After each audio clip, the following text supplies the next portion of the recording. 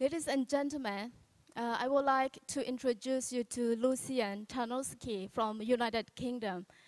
He is a very young, energetic IT person, which many of you may remember, especially young ladies. He is the one who set up the Facebook application for the recruitment of this One Young World delegates. In addition, he is also behind a website called bravenewtalent.com, which is a new social recruiting platform that builds social media communities for employers. And he strongly believed in global health care, and he believed that education is the key to global health care. And he links up his IT skills with education and global health care quite well. And he is one of the winner of the Global Enterprising Young Breed of 2009. And he is also a finalist for a Young Entrepreneur of the Year, and also in the top 10 young entrepreneurs to watch in the year 2010.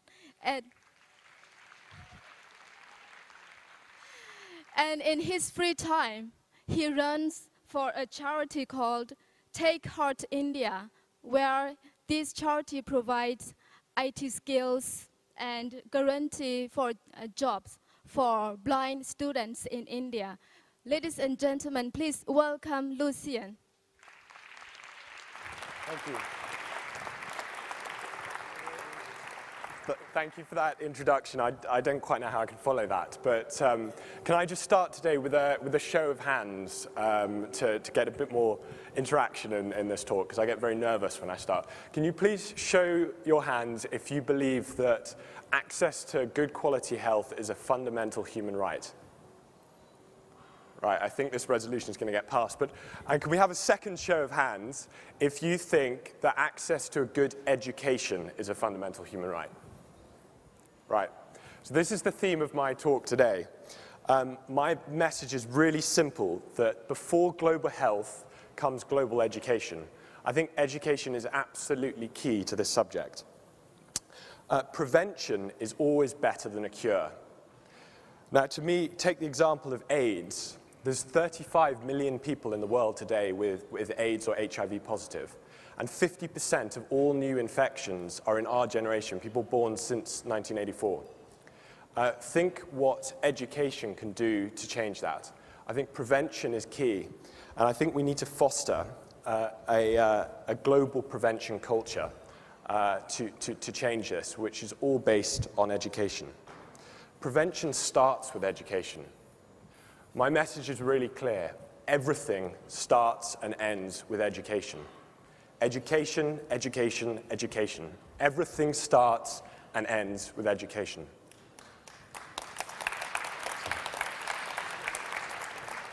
To me, education is key to someone's health. It's absolutely key. Without an education, you can see the connection between illiteracy and poor health in terms of mortality rates, in terms of sexually transmitted diseases, all sorts of things. The connections are very much there.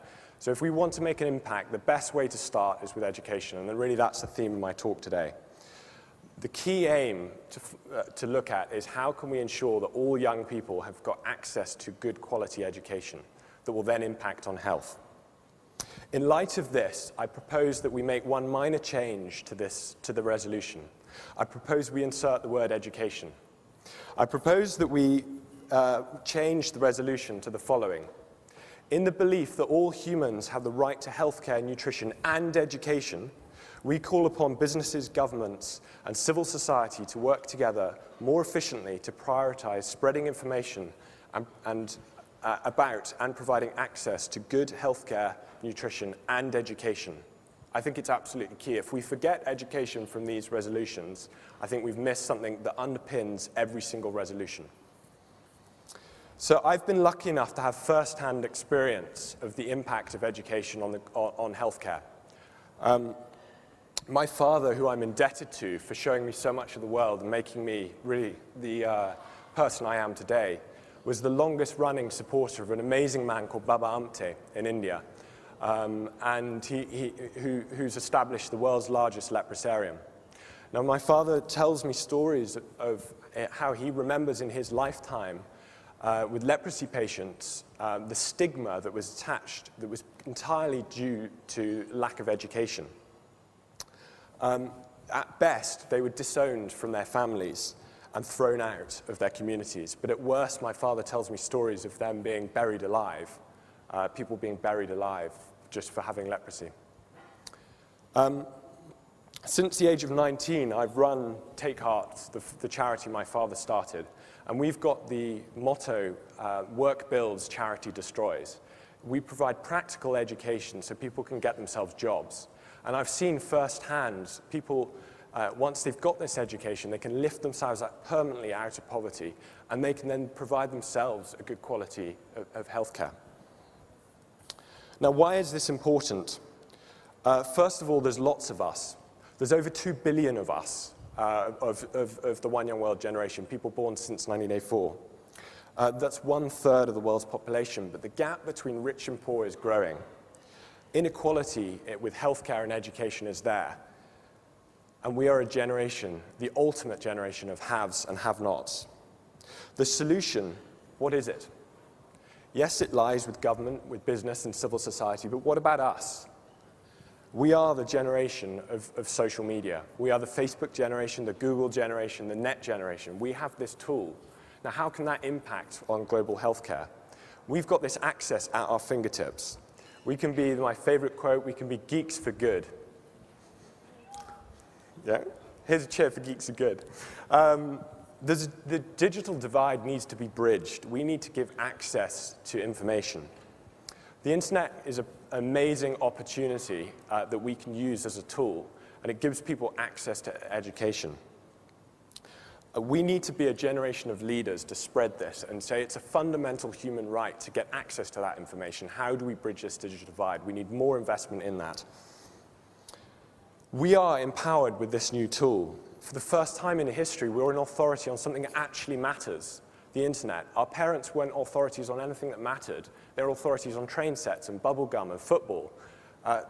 Now, the internet actually matters, and we get it best. So that makes our generation unique. The example of One Young World is perfect, just in terms of the numbers of people that were engaged. 15 million touched, over 100,000 engaged. 2,500 people want to be in your shoes right now, all over the world in 140 countries. That was all through social media. Education can play a really key role. So my question is, these tools, how can they be used to increase global health and education? I have a dream around this with Brave New Talent. I want to create a global talent network, something that will show companies who wants to work with them before they apply, and let companies provide education to all the people that in their community before they apply for free, to give open access to education. That's a powerful, powerful impact on global health and the future. So we need to bridge this digital divide. We need to foster education for healthcare and for every other thing that we're discussing here at One Young World. Now, I've got a really clear message. Out of sight is not out of mind. It's very important that world leaders look at us and look at what's happened at One Young World. And it's very important that we, as delegates, come together and unite to be leaders on these subjects. Now, just to finish, I want to say, let's be orange together. Let's be eagles together. And let's together be future leaders of the world. Thank you.